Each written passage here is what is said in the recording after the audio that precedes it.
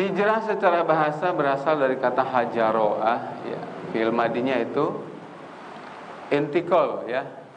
Min makan inilah makanin akhar, pindah dari satu tempat ke tempat yang lain. Min halin ila halin akhar, pindah dari satu keadaan ke keadaan yang lain.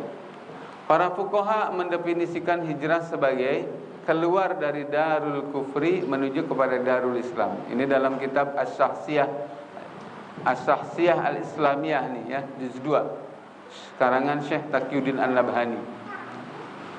Jadi pindah dari darul kufri menuju ke darul Islam. Nabi itu pindah dari Mekah, darul kufri, Pak, menuju ke Madinah, darul Islam. Darul kufri itu artinya wilayah yang di situ menolak diterapkannya syariat Islam secara total, sedangkan darul Islam itu adalah wilayah yang di dalamnya menerima untuk diterapkan syariat Islam secara total, walau kana aksaru sukaniha kufaran, walaupun mungkin mayoritas penduduknya bukan muslim. Kayak Madinah waktu itu, Pak, itu enggak, baru puluhan orang itu orang Islamnya.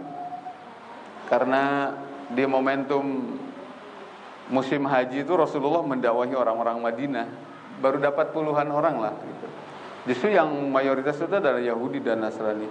Cuma Yahudi Nasrani di Madinah waktu itu sudah jenuh hidup dalam keadaan saling bunuh, saling fitnah, saling serang, nggak ada kedamaian.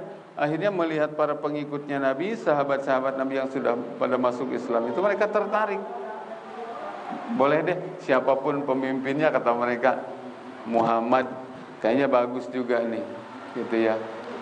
Dia nggak ngelihat lagi Yahudi atau Nasraninya, tapi ngelihat para pengikutnya Nabi bisa menggambarkan betapa gurunya, kalau muridnya aja seperti ini, gimana gurunya Muhammad itu. Akhirnya secara sukarela mereka siap, para tokoh-tokoh di sana, untuk menerima Nabi Muhammad, memimpin mereka dengan hukum yang dibawa oleh Nabi Muhammad. Itu sebut Darul Islam. Jadi walaupun penduduknya mayoritas non-muslim, tapi siap menerima Islam, itu Darul Islam.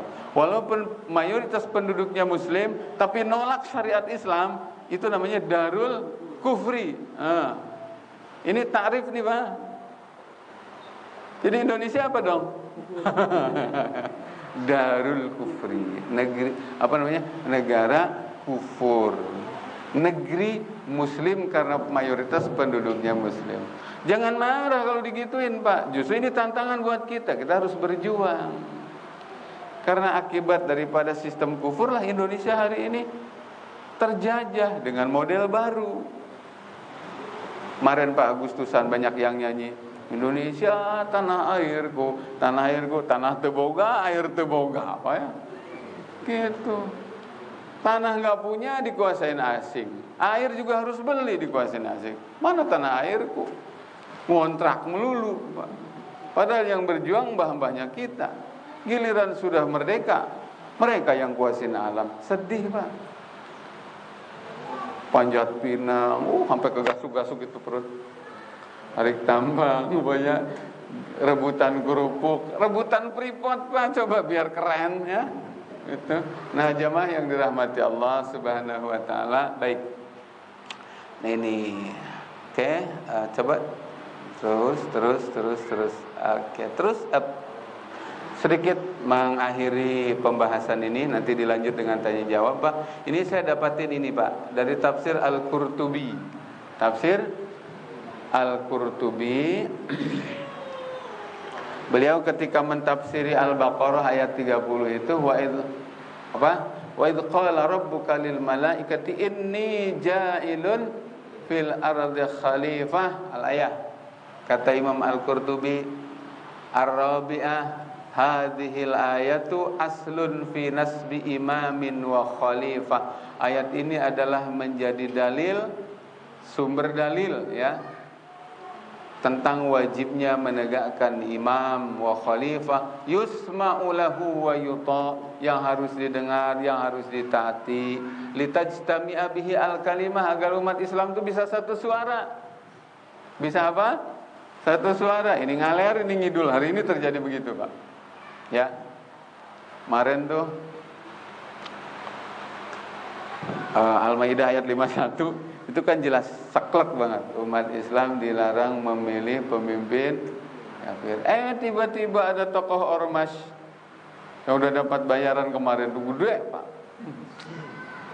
1,5 T itu kalau dibeliin kerupuk kerendam semua sini. Wah, ya. Udah Cibubur ini dibeliin cendol lah kelelep dah. 1,5 triliun. 1.500 miliar. Masya Allah. Kayak apa itu duit? Dia bilang, yang nggak boleh dilarang Al-Maidah 51 itu adalah menjadikan teman, berkasih sayang. Padahal ada mafhum aulawiyah. Kalau menjadikan teman saja sudah dilarang, apalagi ngangkat jadi pemimpin, bro, kayak begitu Pak ya.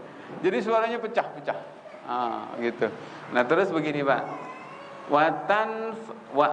Litajtami'a bihi al-kalimah wa tanfada bihi ahkamul khalifah wala khilafa fi wujubi dzalik bainal ummah wala bainal a'immah illa ma ruwiya anil asam. Jadi supaya hukum Allah, kan khalifah ini menegakkan hukum Allah.